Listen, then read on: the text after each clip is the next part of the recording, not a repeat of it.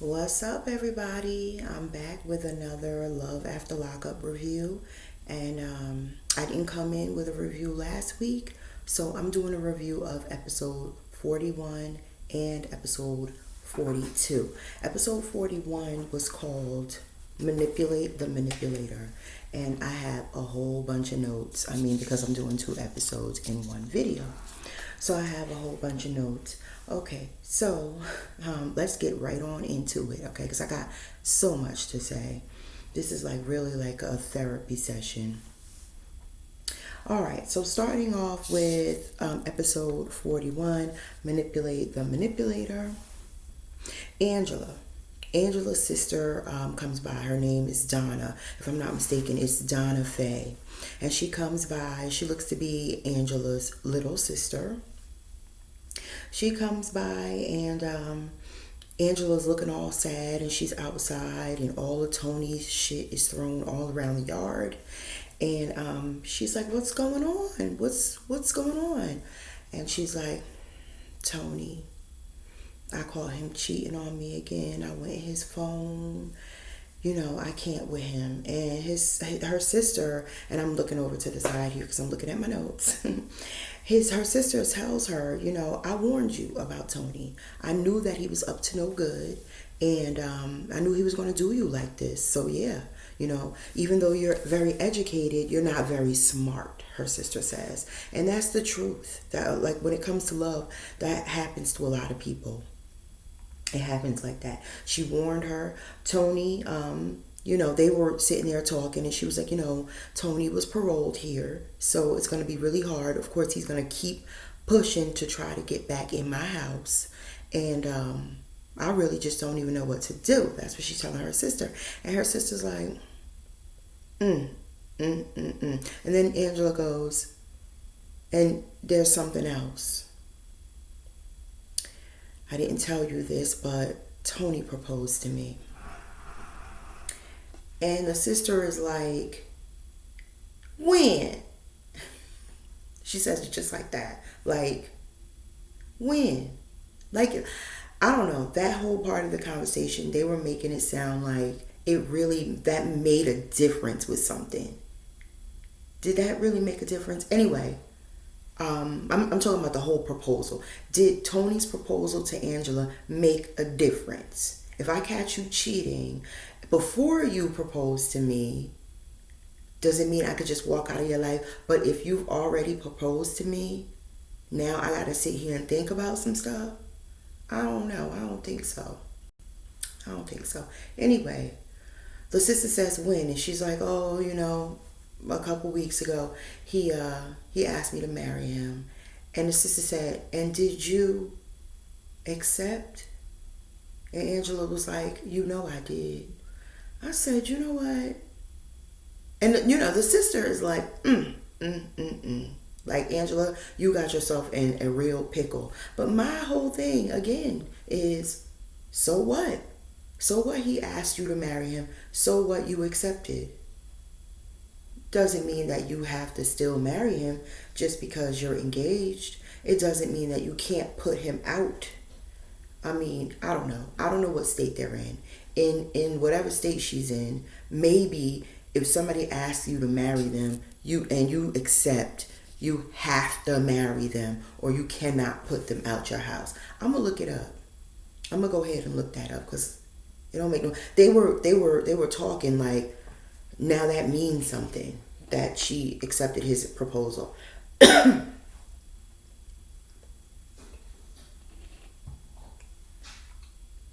Anyway, the sister, she's very concerned for Angela, as she should be.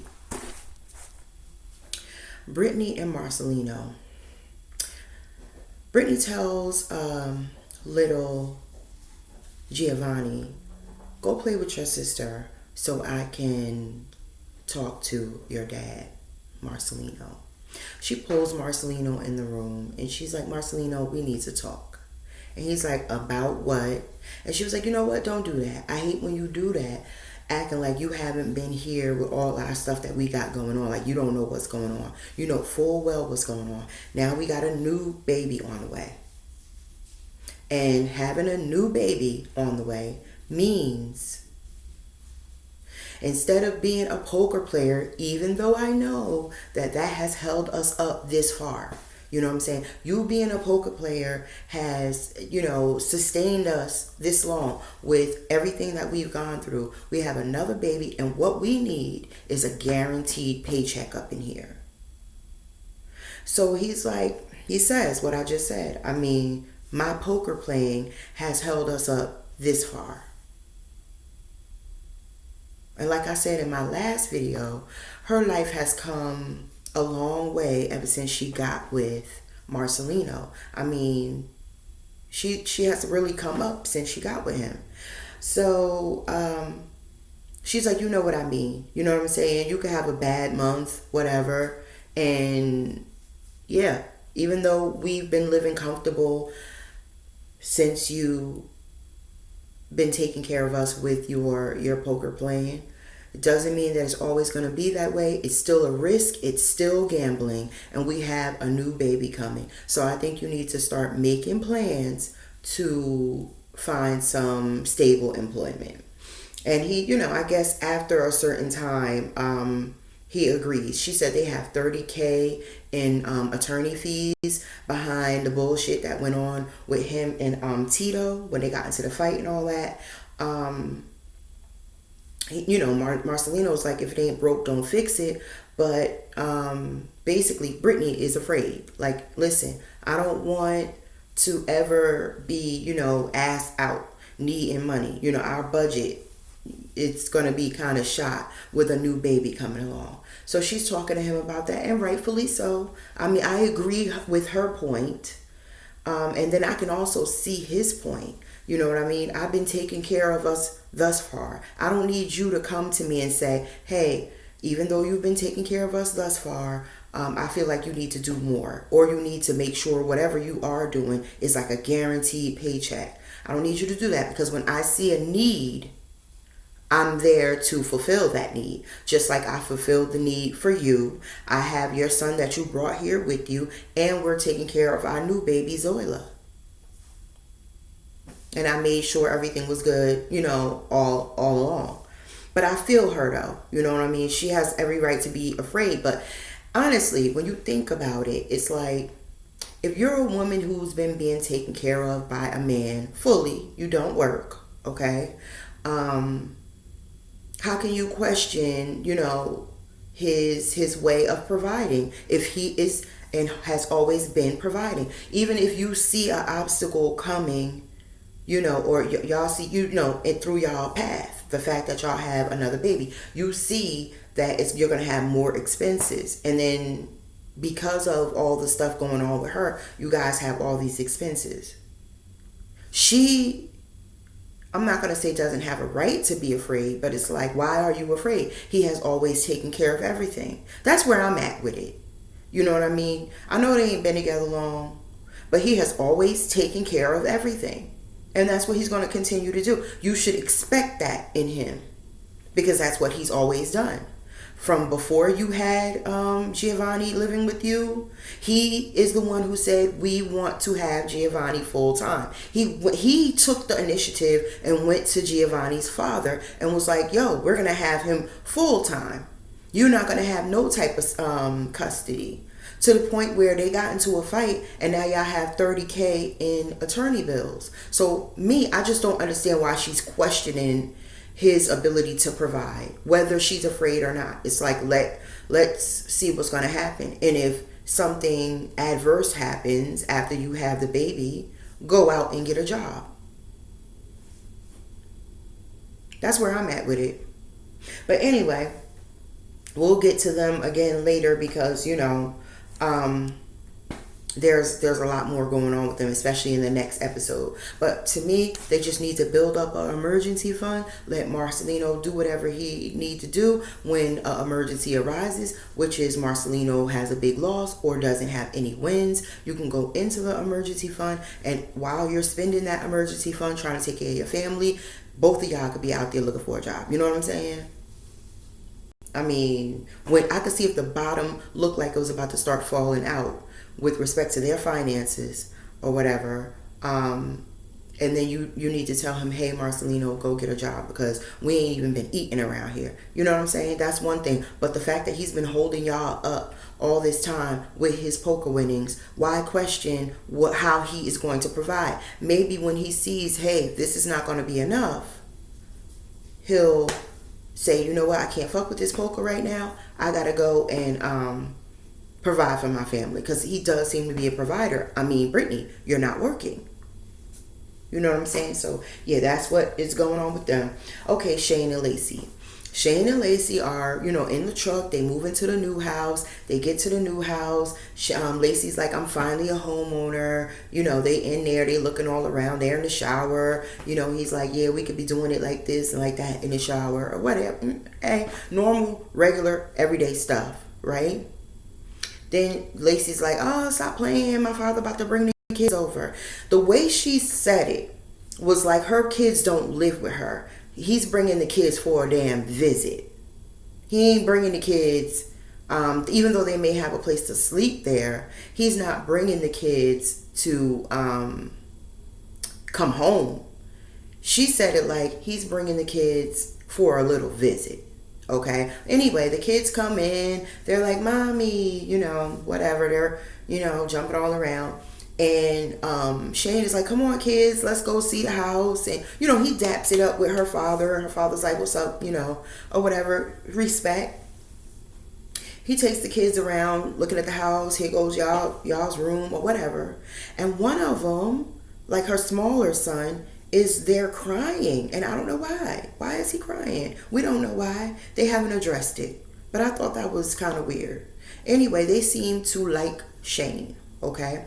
Anyway, Lacey and her father go out in the yard and they're talking. And her dad is like, yeah, so what's been going on or whatever. She starts telling her dad about how John has been texting her and, she's worried about him. And he's like, you're worried about John. Okay, let's start here. Have you told Shane that John has been texting you and you're worried about him and this and that? No, I haven't told Shane. Well, look, I feel as though this is her father. I feel as though y'all need to make a marriage out of that wedding that we had. I said, I know that's right. I know that's right. And you need to talk to your husband. You need to let him know what's going on. She don't listen. Anyway, while she's walking her father out, Shane sees her phone, like between all this stuff on the counter. He sees her phone. She's getting chimes on her phone. It's not John. It's her homegirl replying to her with a conversation that they've been having about how John is hitting her up. Shane sees this. We'll get back to them. We will get back to them. Okay? Anyway, Andrea and Lamar. Andrea is preparing for Lamar's return to Utah. And he's not really returning. He's coming for a visit. Okay? It could have been a return to Utah if Andrea was playing her cards correctly, but she's not. She's playing her cards all wrong. But I got some advice for her. Hopefully she will take it. I don't know if she watches this, but I'm going to try to hit her on Twitter and send this video to her. I'm serious because I got some real good advice for her. Anyway, Lamar is off parole. All right. And now he's able to travel. So he's coming to see his family. All right. His little girl, Priscilla, Tennyson, and Nala. And, of course, Andrea. I call her Andrea. He called her Andrea. I don't know what her name is or how she wants it pronounced. But it seemed like in season 1, it was Andrea and Lamar. So that's what I'm sticking with. Anyway, Lamar is saying that, he's been in the system all his life. He's so happy about being off parole. He's been in the system since he was 5 or 6 years old. And at that time, it was in the foster care system, basically in the system, the county system or whatever. Anyway, Lamar's brother got shot, and that's something recent that happened. And he was very concerned about it. Andrea knows about it, and she's like, that's why I'm glad I left. That's why I'm glad I left. I said, I know that's right. Anyway, he calls her and he's like, "What's up? I thought you wasn't going to pick up." And she was like, "Yeah, I had to, get rid of my boyfriend." No, because he FaceTimes her. She was like, "Yeah, I had to hide my boyfriend." He was like, Don't play with me like that." I'm like, anyway. He says, "Look, I want to come and see you guys. I miss y'all." She was like, "But you can't just be popping up."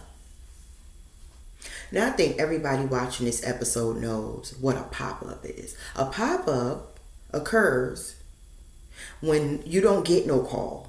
You don't get no forewarning. You get a ring at your doorbell out of nowhere with somebody's, being at your house. That's a pop-up. Him calling you from LA and you're in Utah saying, "I want to come visit y'all," and that's your husband. I'm trying to figure out, how is that a pop-up? Anyway, she was like, "Because you left or whatever." And he was like, "No, you left me." Now let's get this cleared up right now. Andrea and Lamar. Andrea moved her family to LA, okay?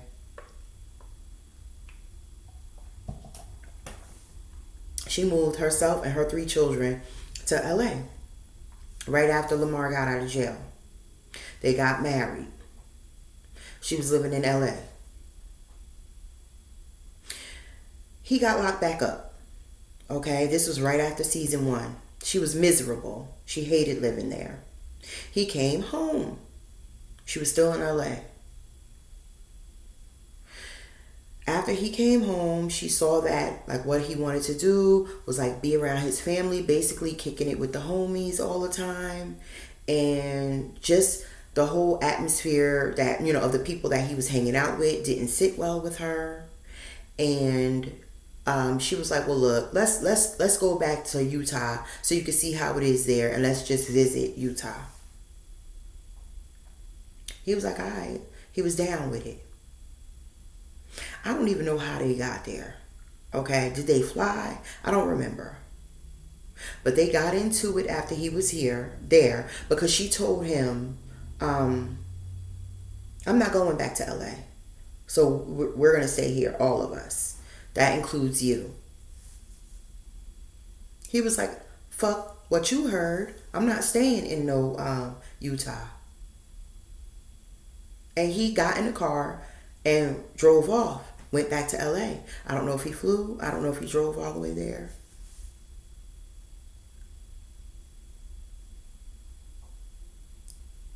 And he ain't been back in 2 months, she said. He said he has not seen his family in 2 months. Now, don't get me wrong. I feel like that's kind of messed up. But it's also kind of messed up to bring a grown man, supposed to be on vacation, just going back to Utah with your wife. That's where she from. And for her to tell you, "Me and the kids ain't going nowhere. We staying here, and so are you." Now, this is a grown-ass man. How in the fuck is you going to tell a grown-ass man, "You're not going nowhere. You're going to stay right here in Utah"? I honestly do not blame him for getting in the car and pulling off. I don't blame him.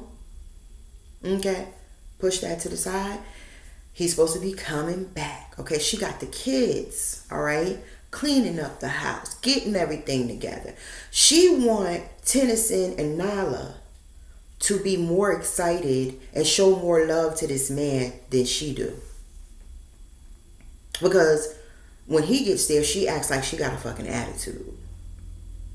She want them to be, "Oh, daddy, daddy," but for her to give her his ass to kiss when he get there. Okay, we're going to get back to her, but right now, I just want to say, Andrea, you're going about this shit in the wrong way. You are going about things in the wrong way. And I do feel as though you are wrong. Now, when he says, "Oh, you left me," I agree with that. Do I feel like you should have stayed in LA? No. A lot of people say, "Hey, there's a midpoint between LA and Utah. Move to a better part of California. Move to Oregon. Whatever. But he's like, it's like nothing going on out here. What Andrea has to realize and understand is that Lamar still has kind of like a young mind because he's been locked away for almost 20 years. He still has a mind of, I'm trying to be out here doing what people be doing, having a good time, smoking, drinking, bullshitting, being around my family. It's not enough black people in Utah. And let me tell you something. A lot of people would not want to live there because of that. Okay, so he definitely wouldn't be alone, with respect to that. But before they got married to one another, they definitely should have made sure that they were clear on where they were going to live. You know what I'm saying? Andrea, I feel like, let on that she wanted to live in LA and that she was fine with that. Of course, moving her family to LA, that tells you that she was fine with living out there. He ended up getting locked back up. I mean, to me, they really need to get a divorce, but if they're going to try to make things work, they definitely going to have to move out of the hood. And I don't know if he's going to be able to move to Utah, but I think he will be more motivated to move to Utah if he had a wife that didn't have an attitude with him all the fucking time. That's where I'm at with it, Andrea. Anyway,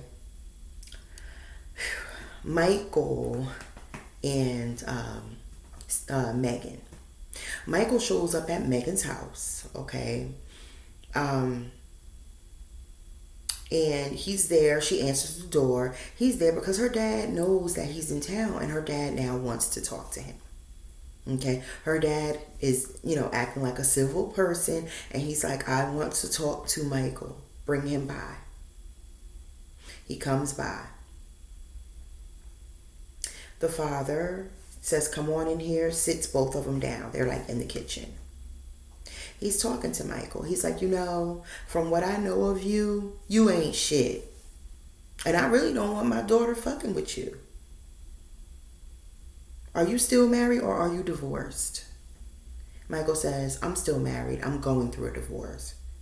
He turns to Megan and says, did he ever bring you any paperwork showing you that this is true?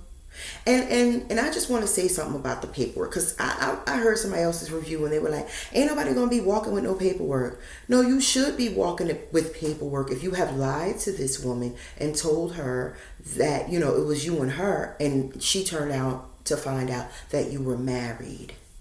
If you still want her to deal with you and you are getting a divorce, why not walk with the paperwork? That's where I'm at. Show and prove. Walk with the paperwork. Anyway. I can't wait to get to next episode with Michael. Now, we all know Michael was dealing with Megan. She's probably sending him money while he was in jail and all that. And all along, he had another woman and a baby. And the woman that he had was pregnant again. His wife was pregnant again with his child. That's what he did to Megan. Probably also having other women. Megan probably wasn't his only woman. Right? So he did all that stuff to Megan. But every time he's talking in the confessional, he talks about Megan kissing Rock, which is his homeboy. And I'm not saying that Megan kissing Rock was right. But my thing is, don't come in my life mad about what I did to you. I'm mad about what you did to me, and try to throw in my face what you did to me, like what I did to you, like it's worse than what you did to me. I think they just need to cut ties. But if they are going to still talk to one another, no. You gotta, Megan, you have got to make it so that he does not bring Rock up to you. I think it's wrong for him to do so. After he did what he did to you, I think it's wrong. But that's just me. Anywho, the father is like, yo, Megan, I think you're making a mistake. I think you're making a mistake dealing with him. And everybody knows her father is right. He's right. I talked to Megan one time on Instagram, and I was like, because she was like, Michael is my soulmate, this, that, and the third. And I was like, you know what? I don't feel like at your age and at Michael's age, it's wrong for y'all to deal with one another. But soulmate is a little, that's a reach. And I feel as though your father is absolutely right. Absolutely right. You need to listen to him. Anyway, her father's like, listen, I know cops out here. I know the jail, the warden up at the jail. I know this one. I know that one. And I will put a bullet in your ass. I'll take a bullet from my daughter and I will give one. Trust me, I will give one. Michael was looking at her father like, nigga, please. And I was looking at her father like, give it to his ass. I think you're going to have to show and prove too. Give it to him. Because we already know he don't mean your daughter no damn good. Okay? But she going to have to learn on her damn own. Even though she's probably 30 years old at this point. She's getting a slow start with the bullshit with these men. So she going to have to learn on her damn own. Push that to the side. We back to Marcelino. Marcelino goes to see a recruiter, okay? He goes into this man's office and the man is like, so Marcelino, what is it that you want to do? And Marcelino's like, yeah, I want to do something in education. It goes with my background. I have a bachelor's in Latin American studies or a master's, I don't know. And then a bachelor or a master's in, I think it was social work or something like that. I don't even remember. But he got degrees. He's degreed up. And the man is like, well, okay, well, what's the lowest pay you'll take? And he was like, I don't know, between 60, 70,000. And the man was like, well, do you have experience in the Microsoft Office suites? He was like, no, but I know it's something that I could quickly learn with a quick tutorial. And he was like, well, do you have experience with this, that? He's like, no. So basically, Marcelino, okay, went to high school. He went and did some modeling. Then he went to the service. He came home. He got his degrees, okay? And after that, he's been playing poker all this time. That's what they're making it seem like. And the man was like, let me tell you something. It ain't gonna happen, Captain. You're not going to go out there and find a job paying $60,000, $70,000, okay, and you don't have no damn experience. So you need to rethink this. Okay, Marcelino might have to create his own lane. But I don't feel like all is lost just because he went to this man and said, because I feel like people with degrees be going out here and getting jobs. I don't know. I just feel like they do. He might not be able to get a job in his field, but he'll be able to get a job. And it'll be a decent one. And I feel him on the, I'm 41 years old. I don't want to be out here with no 20-year-old snot-nose telling me what to do. But you chose your own path. And now you have to fix it. Your wife wants you to get a real job. Okay? With benefits and shit. Because y'all about to have another baby and I'm guessing it costs a lot of money when you don't have no insurance and you out here having a baby. I don't know if they don't have any insurance. Maybe they have insurance. Maybe he's paying for all that. To me, Marcelino seems to be a good provider. And he did not seem to be bothered by the fact that this gentleman was telling him, it ain't going to happen, Captain. You're going to have to go out here and regroup and see what you're going to be able to do. Because when he spoke to Brittany, he was like, the meeting with the guy went okay. I'll talk to you about it when I get home. We'll get back to them. Andrea. She's preparing for Lamar's return again, okay? They're at the airport about to pick him up. They out there, her and all of her kids are out there waiting. And it seems like they're making it seem like they're waiting for a long time. A long time is passing. Time is passing. And she's talking in the confessional yo, if he don't show up, he ain't never got to worry about me speaking to him ever again. I can't. If he don't show up, she really had us thinking he wasn't going to show up. Like, I'm like, damn, is he not going to show up?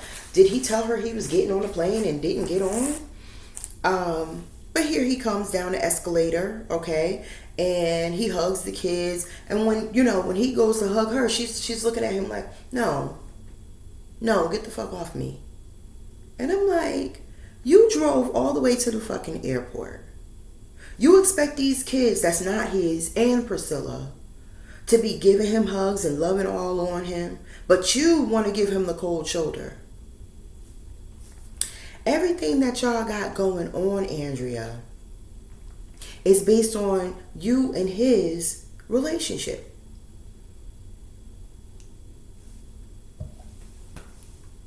Andrea, y'all's relationship is the foundation to everything that y'all got going on. Why do you feel as though it's more important for him to have a great relationship with your children and for you and him to be beefing all the time?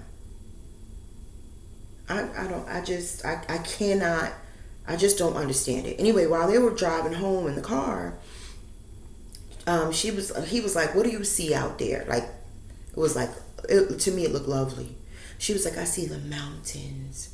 He was like, I see nothing. It's like a glass half empty, glass half full type situation between the two of them. He don't want to live, you know what I'm saying, in the sticks. He want to live in the city. He want to live in the hood. She wants to live in Utah. I really don't think that there's any middle ground. I don't think there's no middle ground.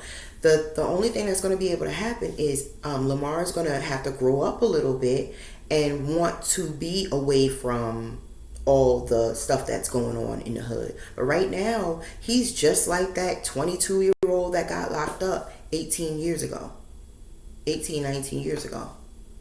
That's who he is now that he's back home. And Andrea is however old she is, and she's a woman, and she has children, and she wants a man that's going to be a provider. And then when he comes home, he don't want to do nothing but be with her.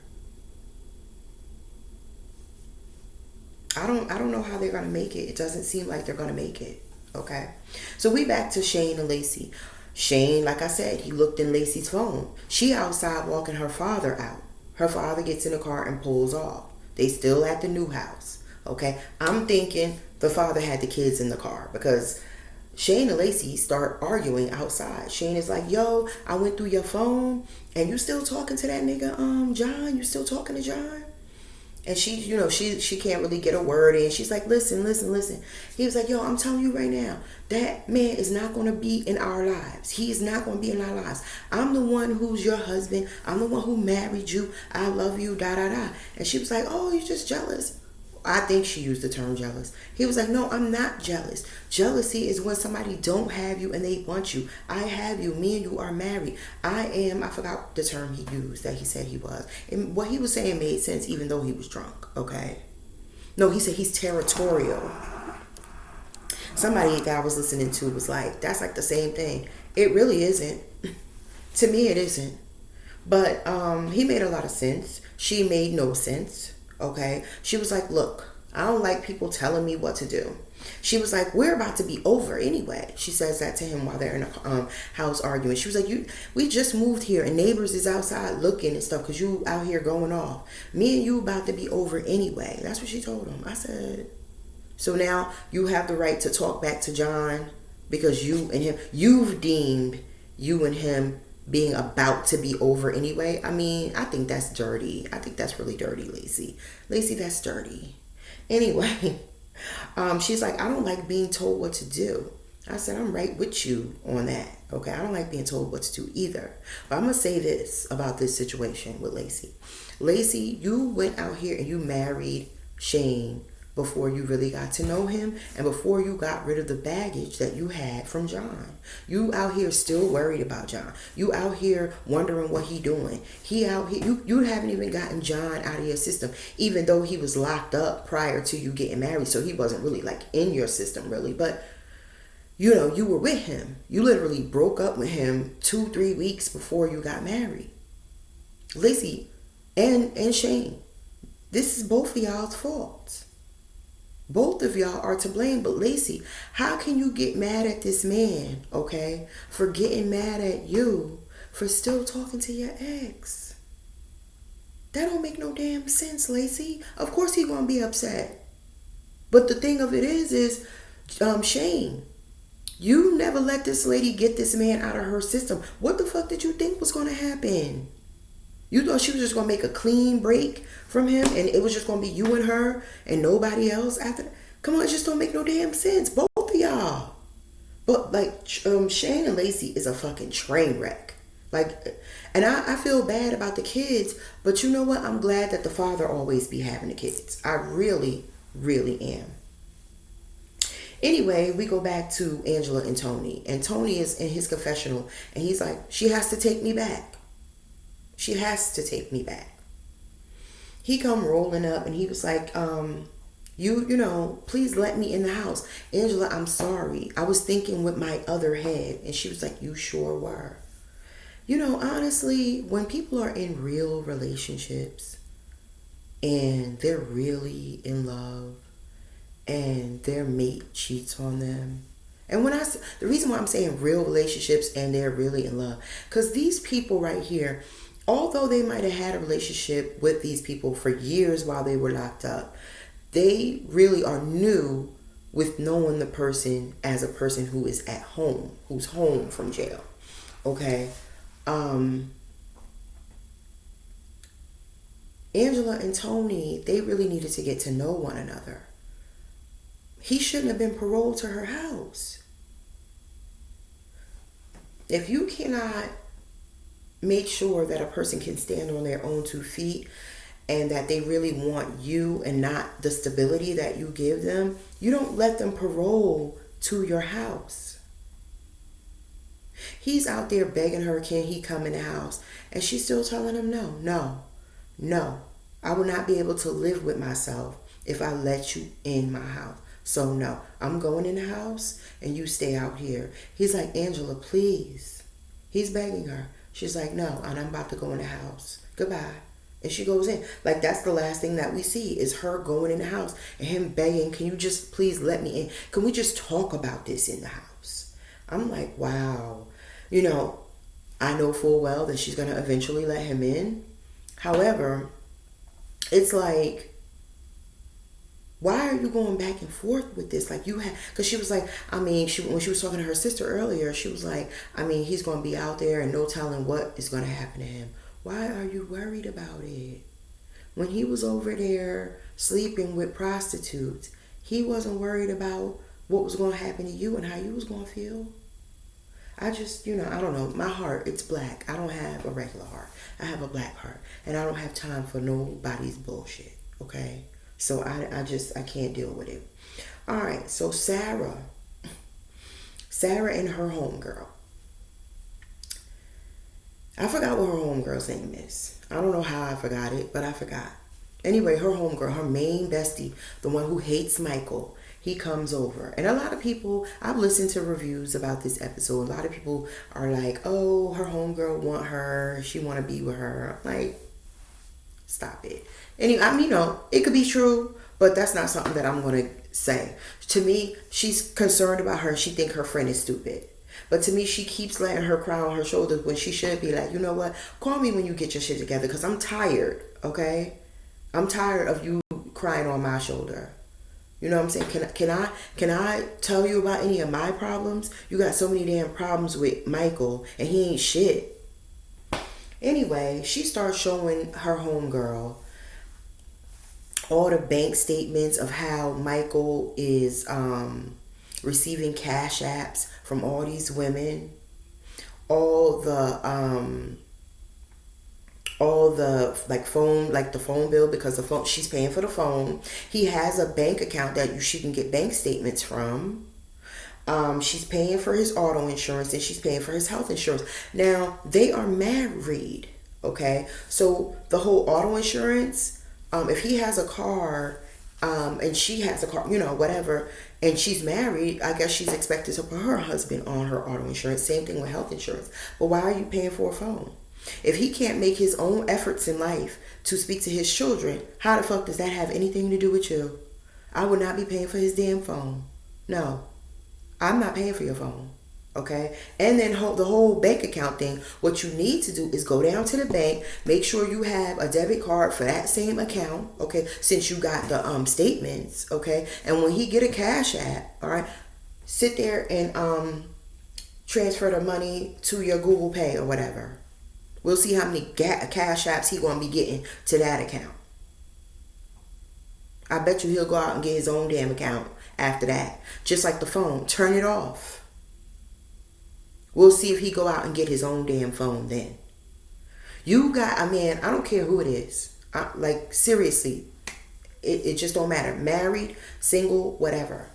If you out here paying for a man's phone, okay, and you know, people's phones is like their personal wallet. You can keep all your financial information in your phone. You can keep a diary in your phone. It's not something that another person, in my opinion, is supposed to be going through. Or like knowing what you got going on with it. If you're going to pay for his phone, that's his phone to do whatever he wants to do with it. And it doesn't seem like y'all are together. So what's really good? Because he's speaking to other women and because he's receiving cash apps? Why are you paying for stuff? Yeah, he's receiving cash apps. This is his mode of survival. Receiving cash apps from women that want to help him out. Especially now that he's on TV. The stupidity in it all is the fact that you are providing him with a bank to receive these cash apps. You're providing him with a phone to communicate with these people. He don't communicate with your child or you, but he communicates with them. And like literally, as far as I'm concerned, it is your fault. This is your fault, Sarah. Sarah, this is your fault. It's nobody else's fault but yours. Anyway, we're back to Angela and Tony. Tony is like, I'm sorry. Let me roll back a second. Back to Sarah and her homegirl. Sarah says, well, now I'm about to start manipulating the manipulator. This is the name of the episode. Okay, because I learned from the best, she says. She's talking about Michael. To me, Sarah, going out here and trying to play his game and doing all this, it's a waste of your time. Spend your time focused on your children. Go out here and try to find you a real man, all right? Or just be alone for a little bit. But keeping on running after him and trying to make him do right, it ain't going to happen. It ain't gonna happen. Now let's go back to Angela and Tony. I don't know why, but the scene flipped back to them. Tony out there begging, Angela not letting him in. We're at the same part. It's not gonna happen, Tony. Tony. It's not gonna happen. Not this episode. Let's try next episode. Which in next episode they do not show Tony and Angela. Alright, so I'm done with this episode's video. Please do me a favor and like this video, comment on this video, subscribe, hit the bell so you can know when I upload videos, and I'll see y'all in the next one. Peace.